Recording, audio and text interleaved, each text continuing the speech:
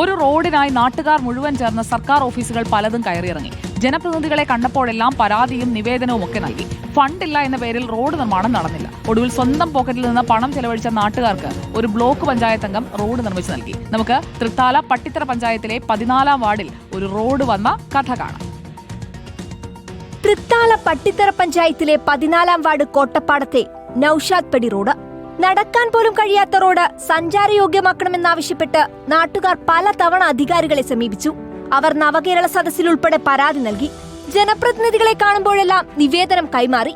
എന്നാൽ നൌഷാദ് പടി റോഡിന്റെ കാര്യത്തിൽ യാതൊരു പരിഹാരവും ഉണ്ടായില്ല. മനം മടുത്ത് നാട്ടുകാർ നിൽക്കുന്നത് കണ്ടതോടെ ബ്ലോക്ക് പഞ്ചായത്ത് അംഗം മാളിയേക്കൽ ബാവ റോഡിനായി രംഗത്തിറങ്ങി.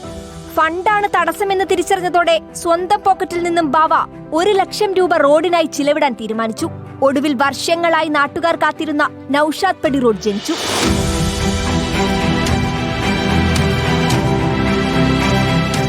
35 മീറ്റർ നീളത്തിൽ 3 മീറ്റർ വീതിയിലാണ് നൌഷാദ് പടി റോഡ് നിർമ്മിച്ചത്.